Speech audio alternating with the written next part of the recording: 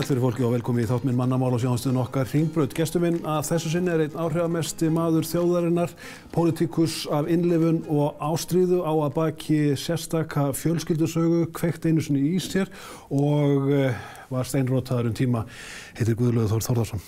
Þetta var dálægleg kynning. Svakaleg kynning, sko. Utanríkisráðherra, hvernig jobb er þetta?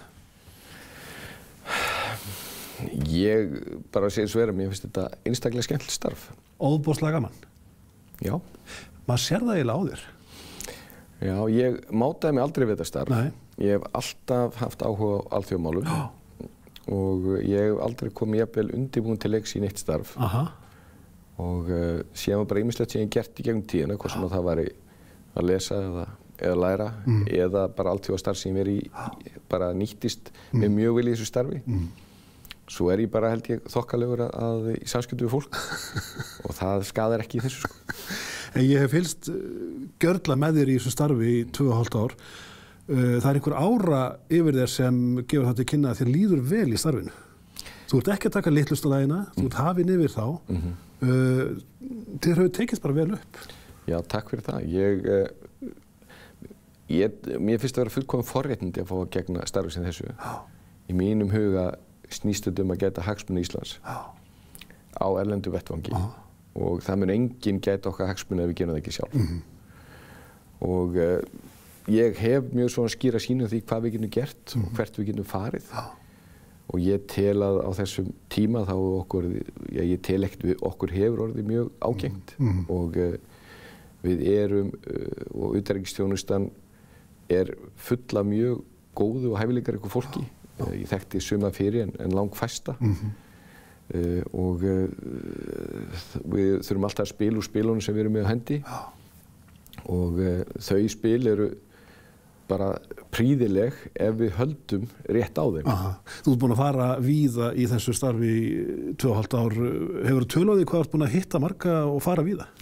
Já, ég sá það í skýrslu minn daginn að ég búinn að eiga 150 tvíhliða fundi. Já. Og ástæðan fyrir ég legg áherslu á það, en það að vísu og fljótt, auðvitað hef ég sótt á marga fundina, en þetta líka snúist við. Það að segja að það eru mjög margir sem vilja hitta mig sem fulltrúi íslensku þjóðarinnar og til dæmis eru búin að fá alla kollegana á Norðurlöndunum í heimsókn til Íslands og fyrsta skipti í 11 ár kom hér utanríkisráðherra Bandaríkjanna sem náttúrulega stór mál. Þannig að það á hverju þarf maður að hitta fólk. Það engin geimvísindi í þessu. Þetta bara sama hvað að gera. Hver munurinn að hringja í einhvern eða hafa samband við einhvern sem þú aldrei séð, aldrei tala við og hann þekkir þig ekki neitt. Hver munurinn á því og þegar þú þekkir einhvern. Það bara munar öllu. Ég tala nú ekki sem auðvitað markmið að byggja traust við aðila þeir vita að þeir geti að hér séum áreiðanlegan einstaklinga ræða sem getur treyst og þekkir til og það auðveldar hlutina mjög mikið. Það ástæðan fyrir því að við erum að bæða sækja þessa fundi og fá fólk hingað heim. Það ástæðan fyrir að við erum með sendiráð og við erum með fastanefndir.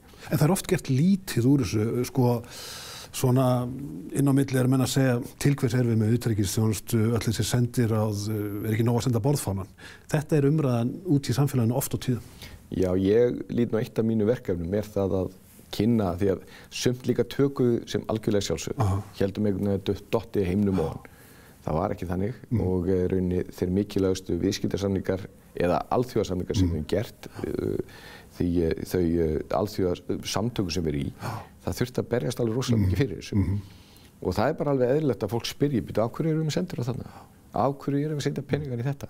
Og við verðum auðvitað að útskýra það. Og eina ástæðan fyrir því að ég verið að funda mikið landið og ætla að halda því áfram og auðvitað hérna á höfuðborgarsvæðinu líka að það til þess að fólk átti sig á samhenginu því að það fæðist auðvitað enginn með þá vitneskju og það eitt af verkefnum okkar, hvað sem það í utanríkisþjónustunni stjórnmálum að setja þetta í samhengi því ef okkur finnst eitthvað vera sjálfsagt þá erum við aldrei nær því að missa það. Og sumt nú bara þess eðlis að við förum út úr því, ræðum EES-samninginn og gott dæmi, sama Atlantshafsbandalagið, að ef við færum út úr því að það ekkert sjálfsagt að við myndum fá það aftur. Við vorum stofnaðilar af NATO sem var gríðarlega mikilvægt og mikið heillaspor, mikið átakamál á þeim tíma, fórum í EFTA, mikið heillaspor, mikil átök, fórum í EES, mikil átök, mikið heillaspor og til dæmis EES, sko, stundum við erum bara rétt þjóð á réttum tíma. Á þeim tíma voru 7 lönd sem menn töldu að fara ekki inn í Evrópusambandið, að menn vildu fá það í sameiginlega markaðinn, það er ekki bara EFTA-ríki sem er núna, heldur ríki eins og Svíþjóð og Finnland og Austurríki, sem bara gerðu bara ansi góðan samning. Og reyndar er það þannig að það var mjög margir talað ekki bara sem ég var utanríkisráðherra heldur löngu fyrir þann tíma, sagt mig erlendir aðilar og sérstaklega í Brussel þið verið að koma í Evrópusambandið. Enginn hefur sagt að það er gott fyrir ykkur, allir sagt heyrðu þið eru bara að fá allt og þið borgi ekki neitt. Það er nokkuð til í því? Já, það er mjög mikið til í því og það er meðal annars ástæðan fyrir því að menn hafa ekki verið að veifa þessum valkosti. Ég er mjög gaman að ég hitti unga stúlku sem fór í skiptinám á tengslum við EES-samningin, var í Austurríki og var að kynna þetta fyrir EES-samningi sem maður þekkti ekki þar, fyrir þarna kollegum sínum eða unga fólk. Það bara horfðu bara, byrju, hvernig fóru þið að þessu? Og þannig að þetta er eitthvað sem að við gætum glutra niður ef við höldum ekki rétt á spilunum, en á sama hátt og með allt. Við þurfum að geta hagsmuni okkar þar og aftur, það gerir það enginn fyrir okkur. Ef það er bara borðfáninn, þá er enginn að tala máli Íslands. Hvar birtist Guðlaugur Þórðarson í fyrsta skipti? Það nú bara fæðingardeildinni í Reykjavík, 19. desember 1967. En Borgnesingurinn kom fljótt í ljós? Já, ég ólst upp í Borgarnesi og átti mjög góð ár þar. Þú ert ættleitur. Hafði það einhverja þýðingu fyrir þig sem krakki? Ég er svo sem engan valkost, þannig að ég er ekki samanburðinn, þannig að ég veit það ekki. Ég held að kannski náttúrulega foreldrar mínir voru náttúrulega búin að bíða mjög lengi eftir barni og ég held að ég ekki geta fengið neitt betri umgjörð. Það var mikil eftirspurn eftir manni og þetta var svona afskaplega, ég hef ekki viljað skipta með neitt þegar kemur af uppeldi og svona umhverfi og svo og auðvitað er það þannig, manni finnst kannski allt einhvern veginn í einhverju minningunum í rósöðum bjarma en það var svakalega gaman að aðalast upp í Borgarnesi. Hitturðu blóðmóðurina? Já, ég hef gert það. En þú ert eina barn foreldra þinna. Var það mál út af fyrir sig að vera einbirni? Eiga ekki systkini, þú þekkir náttúrulega ekkert annað. Nei. En sko, varstu í bómull? Ég held ekki. Ég fekk náttúrulega afskaplega gott atlæti og þar að segja, og það var haldið mjög vel utan um mig og ég held að það þurfti svolítið þolinmæði hjá foreldrum mínum og kannski sérstaklega móður minni. Þú rotaðist nú einu svona á þessum tíma? Já, ég höfuðkúbrotnaði og var nú margt hugað líf þannig að það gekk nú ýmsu og þótti kannski eitthvað uppáttektarsamur, allavega ég heyrt það svona af samferðafólki mínu. Það er kannski ekki mikið loggmódla en auðvitað hefur allt móta mann. Ég hugsa til dæmis að mér finnst gaman að grúska. Kannski er það út af því að stundum var maður einn, ég er náttúrulega mjög félagslendur eins og einbirni eru oft. En á sama tíma líður mér mjög vel einum. Og þetta var auðvitað öðruvísi á þeim tíma, það var svo lítið áreiti. Ég meina þú manst það náttúrulega sjálfur, það var ekkert þarna sjónvarp á 50 dögum, ekkert í júlí og maður satt og hlusta á leikriti með foreldri sínum á 50-kvöldunum. Varstu gömul sál? Ég hugsa það nú. Og ég las, sérstaklega þegar ég var mjög ungur, þá las ég mikið af bókum. Gruflaði sko allt frá Íslendingasögunum í árbækurnar og ýmislegt sem að mér fannst vera áhugavert, alltaf mikinn áhuga á sögu. Og svona gaman að grúska en hvort að það hefur orðið eitthvað öðru sem í systkinhópi, ég bara, auðvitað veit maður það ekki.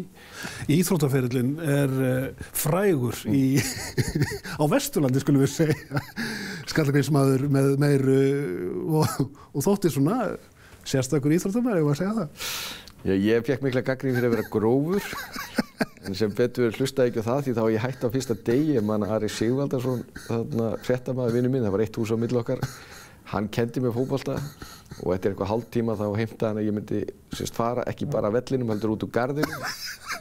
Varstu svona grófur? Þú veist, ég hef heyrt þessa gagnrýni, ég tek ekkert mark á henni.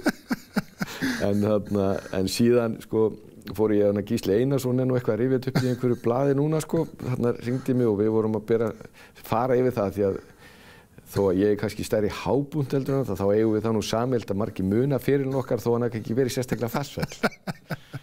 En það sem stendur upp úr og menn tala þá að það þarna, þegar ég var í meistaraflokki í Skallagríms og þetta gat nú eiginlega verið snúnara sko. Ég er í Menntaskólanum á Akureyri, þetta 1986, þetta sumarið fyrir útskriftina og og ég spila á Akureyravelli og við erum að spila móti KA. Og þó ég segi sjálfur frá þá skora ég ekki bara glæsilegasta mark vallarins sko í leiknum heldur þetta sumar og þó þú veist það var fyrir utan teig skrúaðist í skeiti markmann átti ekki séns og ef við ekki tapað 13-0 þá væri þetta bara mjög góð saga. Þetta var sjálfsmark. Já, það var mjög mikið sjá ég hitti dómarann í Fjallanukvöldi og hann var búinn að dæma 100 leikja og hann var ekki alveg edrú og hann bara aldrei séð fallegt mark og þú veist þetta var ásatíðin og það voru 8 kennararnir mínir sátu allir saman. Ég man bara eftir að þarna menn fögnuðu ekkert í stúkunni þegar menn hlógu svo mikið sko. En talandi Menntaskólann á Akureyri þá yndislegu stofnun. Þú fórst mikinn þar. Við segjum ekki alla sögurnar. Alls ekki. En þú varst nánast búinn að drepa einn kennarann.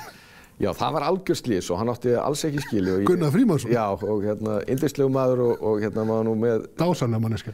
Já, og ég hugsa nú til hlýhug til allra kennarann í Menntaskólanum. Þetta allt saman öndvegis fólk og ég meti það seinna hvað var gott að fá svona góða kennara og ég hugsa að þeir hafi nú alveg getað fengið duglegri nemenda heldur en það sem hér sitt en þetta voru mjög gott að fá að vera algjört heillaspor að mamma skildi senda mér í Menntaskólann en þá var bara þannig að hann fór að sýna okkur gömlu vistirnar upp á Háalofti og ég sem sagt fékk þessa stórkostlegu hugmynd sem eftir að gefa kannski ekki droslega góð að fara inn í skáp og bað vini mína að banka því ég ætlaði að bregða eins bekkjarsystrum mínum.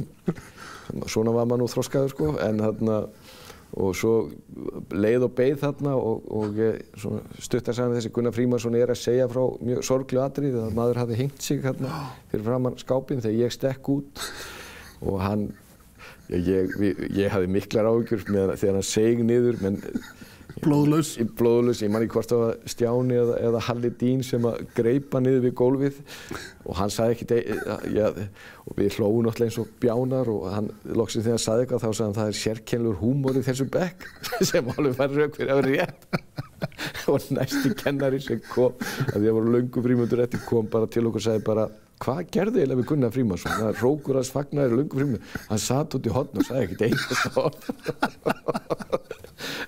og þetta lifir eitthvað þegar ég hitti öðlunginn skólameistarinn Jón Má Héðinsson fyrir bara nokkru dögum síðan og hann fór að spyrja mig út í þetta þannig að sumt gleymist ekki. En þú náðu prófinu? Ég útskrifast á réttum tíma sem að og þetta yndislegu tíma. Segir Guðlaugur Þór Þórðarson sem gestur minn að þessu sinni í mannamáli. Við förum yfir í seinni hlutann eftir smá stund og þá tölum við það tímaskeið í lífi hans þegar hann var alveg við það að pipra og nokkrum ára seinna þá kveikti hann í sér.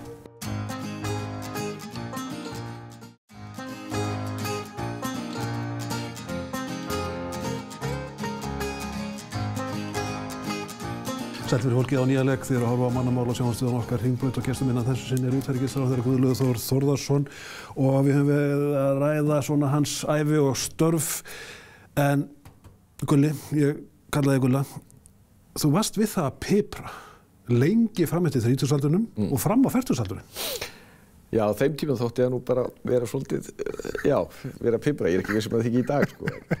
En það eru 18 ár síðan að ég og Ágústa giftum okkur, hún á síðasta sunnudag, 12. maí. En hafði fólk áhyggjur af þessu? Ég veit það ekki. Ég veit það ekki, ég kann ekki að segja frá því. Það var náttúrulega, ég lifi nú eftir því að maður njóta hverja stöðu og hverja mínútu.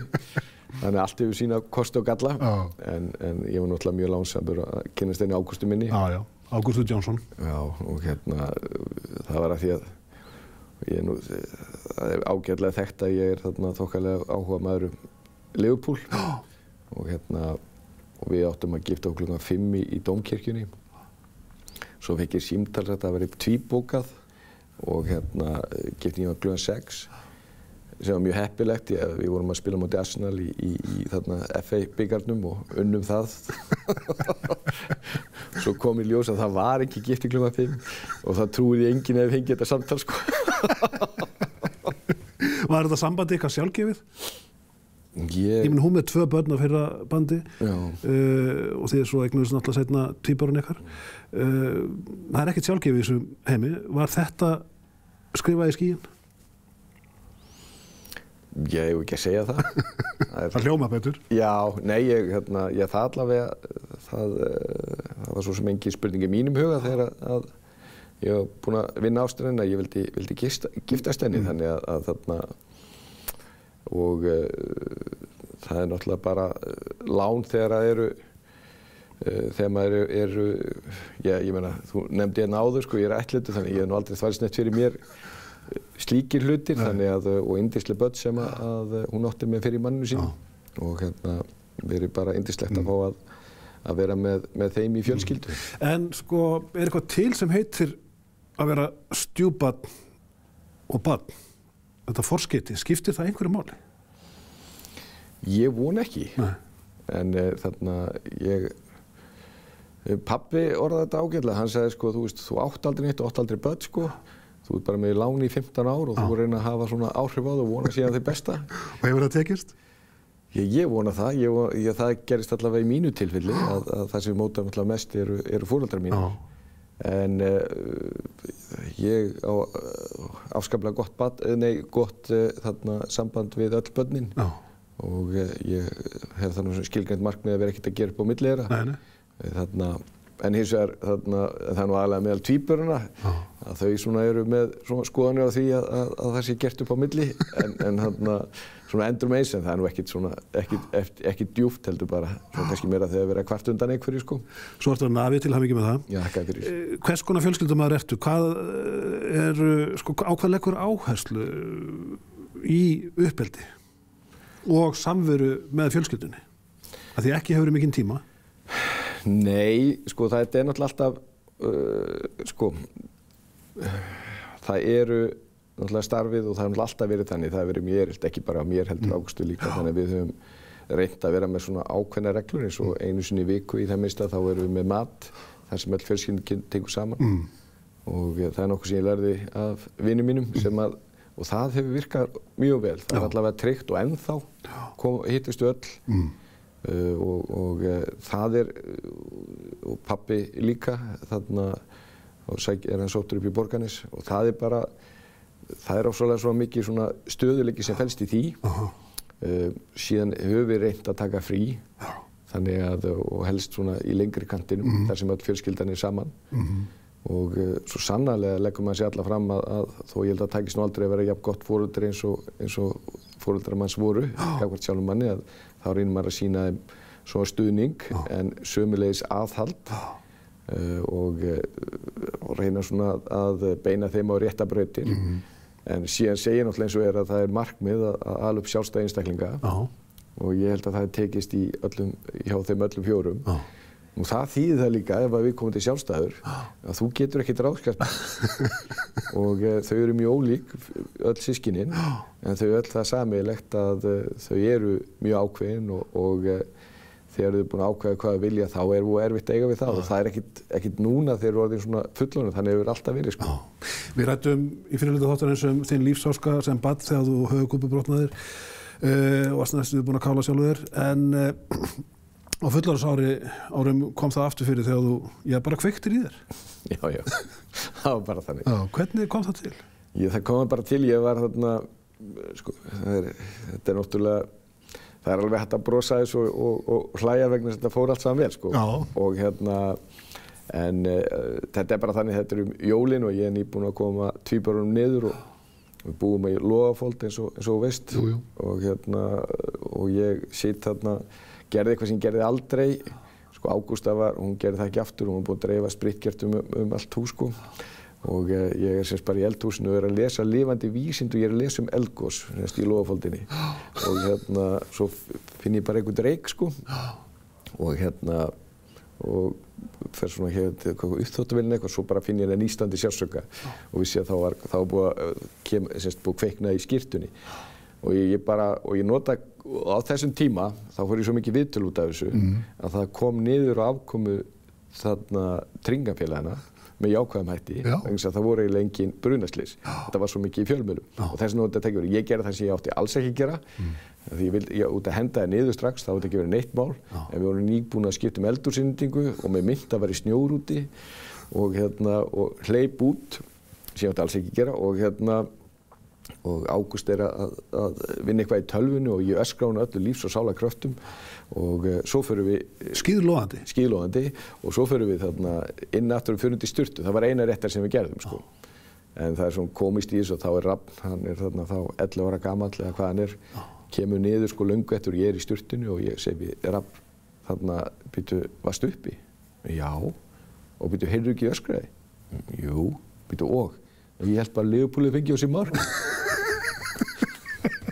Það segir kannski eitthvað og ég segi alla hérna rólegur að það bara þegar ég horfa á enska boltan en aðalatriði málsins þetta að finnst mér að sko flest brunaslys þau að vísu eru á Íslandi að fram til þessa út af heitu vatni en það líka varðandi þegar kemur að það líka kveiknaði í fólki og það á að henda sér niður eða reyna að kæfa eldinn og það kennt til dæmis veit ég í Bandaríkjunum, það bara svona almennt regla allir læra það sko og við ættum að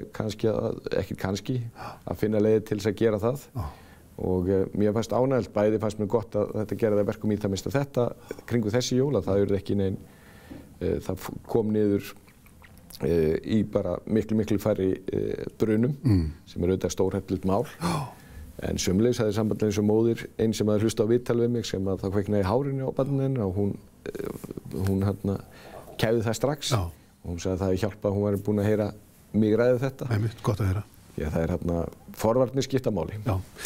Af hverju Guðlaugur Þór Þórðarson hægrimaður? Ef ég ætti að lýsa þér, sko, þá myndi ég að segja að þú væri ekki neinn öfgahægrimaður, þú ert mildur, hógvær hægrimaður.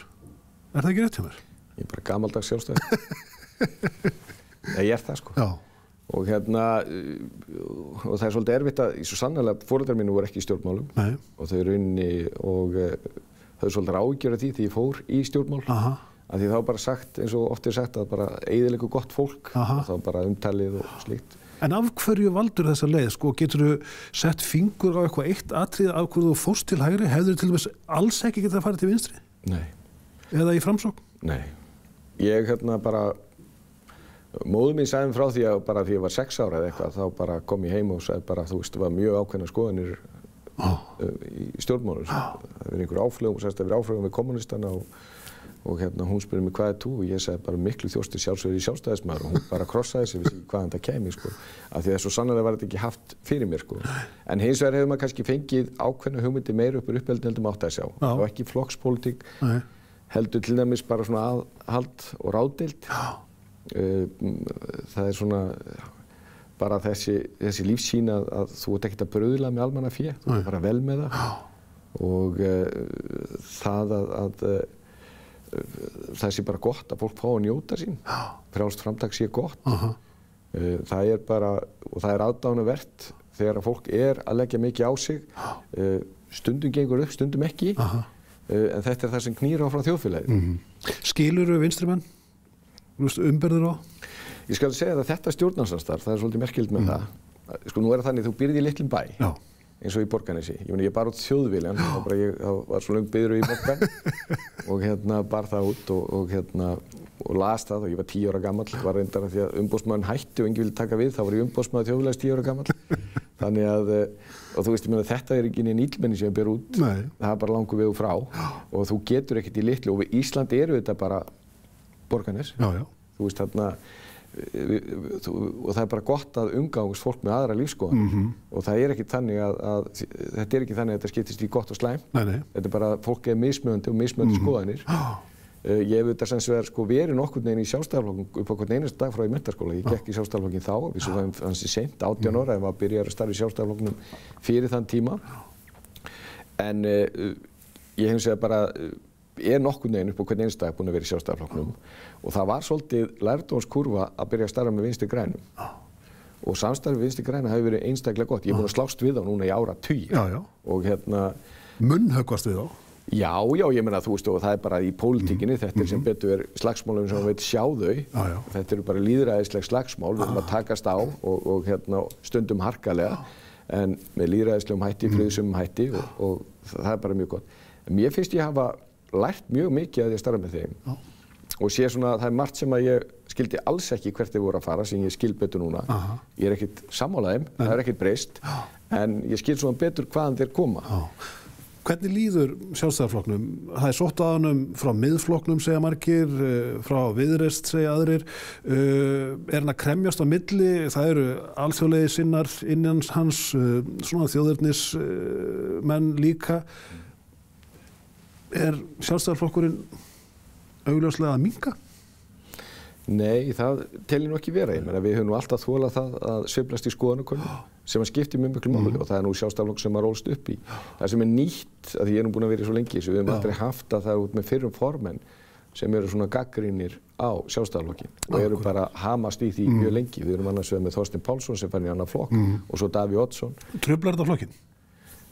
Já, þetta gera það og þetta líka bara ný upplifun af því að svona var þetta aldrei og menn sýndu og það ekki þannig að Sjálfstæðisflokkur þannig að menn gengu allir í beinni röð. Ég meina ég búinn að vera öllum landsfundum frá ég gekk í flokkinn, ég búinn að vera flokksársfundum, þú veist öllu og menn takast harkalega á.